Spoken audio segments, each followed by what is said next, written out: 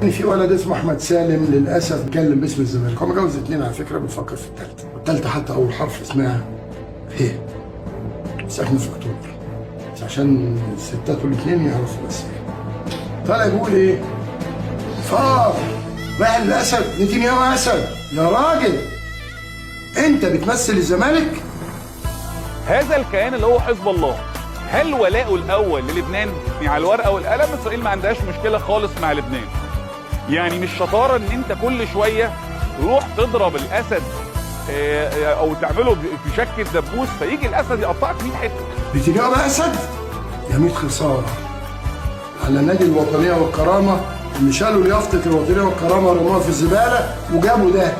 محدش يكلمني على القدس تاني في زمن العار اللي احنا فيه. لما تناموا عشان نتنياهو الكذاب.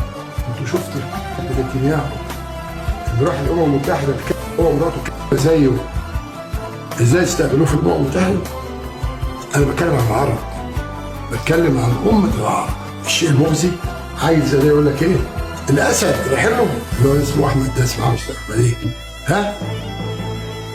ويطلع احمد موسى، اقسم بالله العظيم يا محمد يا ابو العينين، انت وكيل مجلس النواب، وكيل اول او وكيل تاني، وكيل تاني بعد الاستاذ احمد سعد. قلت له احمد سعد، انا افتكرت ان احمد موسى اسمه احمد موشيه، واللي قناه صدى البلد دي القناه الاسرائيليه رقم 14. ده انت راجل وطني، ده طالع شمتان، ده طالع فرحان، ده جايب اللي هو سمير فرج بيتكلم معاه يقول له خلاص كده يعني حراس انتهت، يقول له لا، يقول له لا يعني انتهت. انت مصري، انت وطني، انت صعيدي فرحان عمال تهلل، هما اللي يجيبوا نفسهم. طب انت عملت ايه؟ ماشي خلاص، أمة العرب فين بقى؟ قالت نتنياهو 24 ساعة اطلع من غزة وابعد عن جنوب لبنان بدل ما اضرب لك تل ابيب، ما حصلش. واعتقد ان اللي قاله هو ارتكب جريمة النهارده. اليوم اللي احنا بتكلم فيه هو يوم السبت. ده جايب يا جماعه تدريبات الجيش بتاعنا على الهوا، مناورات الجيش بتاعنا على الهوا. ايه ده؟ ازاي تنشر الكلام ده على الهوا؟ والدبابه هنا من هنا ولا المدفعيه من هنا وده يضرب من هنا؟ انت بتتحرج. واعتقد ان الدوله تنبأت وقفل برنامجه 9:30 على غير العاده. يا جماعه طهروا الاعلام من الاشكال دي بقى. هو ولميس وعمرو اديب وخير رمضان، مين دول؟ مين دول بجد؟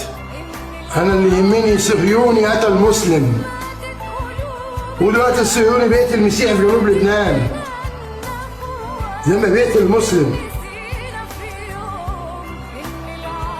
يا أمة العرب، يا أمة الإسلام، بسم الله العظيم المكان الوحيد لينا هيبقى في مزبلة التاريخ. المذيعة المصرية للأسف معرفش اسمها رشا زفت ايه، هتطلع بتهاجمهم. يعني لا منكم ولا كفاية شركم ولا شعب فلسطين. ده قدرك انك بتخوض معركة زي ما الأخضر بكل أنا مالي. هل دي أخلاق المسلمين بالإسلام؟ هي دي أخلاقنا دلوقتي؟ سيبوهم. اللي بيحصل إبادة لشعب وتدمير بنية تحتية. الوطن العزيز اسمه فلسطين، ليكوا ربنا. والله العظيم أن النصر قريب. فوق يا أمة العرب، فوق يا أمة الإسلام، فوق. كل الشعوب العربية والإسلامية حزينة. سلوكوا بقى من مظاهرات في ألمانيا وفرنسا وإيطاليا وأسبانيا وأمريكا، لكن الحكام البلاد دول كلهم صهاينة، كلهم صهاينة. طيارات أمريكية، طيارات ألمانية، مدافع إنجليزية، مش عارف إيه، ذخيرة فرنسية. والباقي ملهي ولا في دماغه حاجة. استغرب على الأمة العربية. نتنياهو بعد ما يخلص غزة طلع للبنان، هيخش على الأردن وطلع مفيد.